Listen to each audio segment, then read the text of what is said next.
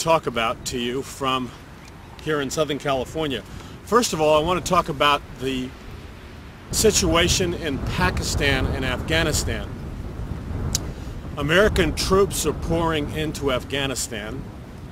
The Taliban has moved its headquarters from Afghanistan to Pakistan. And there are great concerns that Pakistan could literally fall to the Taliban in the same way that the Islamic Revolution occurred in 1979 when the Shah fell in Iran and a militant theological regime, a theocracy, took over the nation of Iran, making it a threat today, a nuclear threat to Israel and one of the world's leading sponsors of terrorism. So now we have Pakistan very close to falling.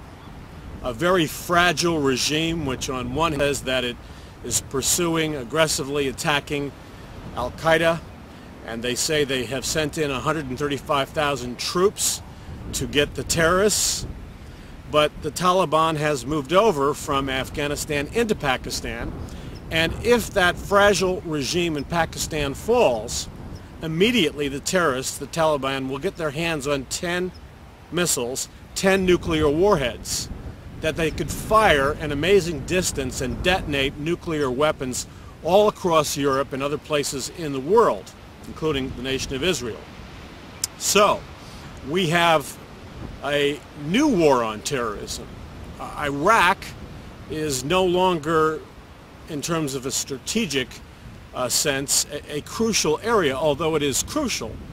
Far more dangerous to the United States of America and far more dangerous to the nation of Europe, to the nations in Europe, the European Union, is Pakistan, because Pakistan's economy is far larger than that of Iran, and Pakistan's military is far larger, and their nuclear capabilities, well, they are already a nuclear superpower. So things are very dangerous there. Now, what will that mean for the United States of America, for Europe, and the nation of Israel? Well, we are pouring troops into Pakistan and to the border between Pakistan and Afghanistan. But it is possible that the biblical passage in Ezekiel chapter 38, which is referred to as the War of Gog and Magog, and there's theological debate as to whether or not this war occurs before the tribulation or during the tribulation, making it part of one of the battles in the War of Armageddon.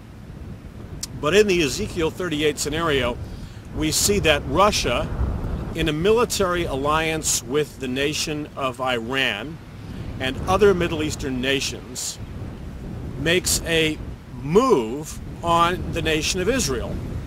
Now, what makes this more ever-present, if you will, is the fact that if the Taliban take over Pakistan, you now have a militant Islamic regime with nuclear missiles and nuclear warheads. That changes the whole balance of power in that region of the world, and it changes the balance of power for the nation of Israel. In addition, the escalation of tensions between Israel and Iran have heightened, and a regional thermonuclear war could break out any day because Israel must destroy Iran's nuclear capabilities. Why? Because Iran has threatened consistently the existence of the nation of Israel. They have said, they've gone on record constantly saying that if they have nuclear weapons, they will wipe Israel off the face of the earth.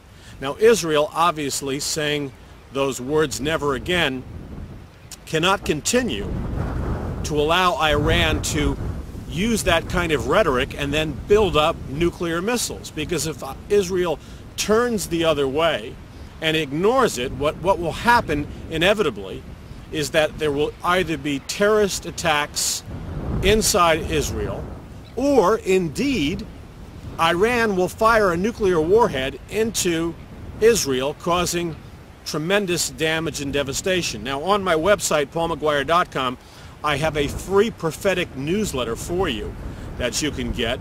And in my brand new book, The Day the Dollar Died, I talk about, among other things, this global world currency, a global economic system, and I talk specifically about the nation of Israel and Ezekiel chapter 38.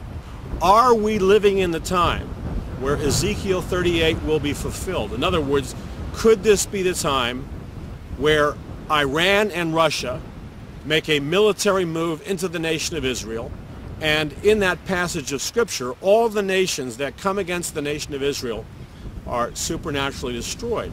And these words may sound horrific to us, but God says at the end of that passage of Scripture, I will magnify myself in the sight of all the nations. Well, why does he say that? He's not cruel and barbaric.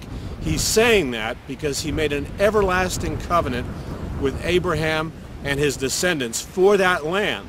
And even though the Israelites have walked away from their God, God's covenant nevertheless stands. This is Paul McGuire. Go to the website, paulmcguire.com.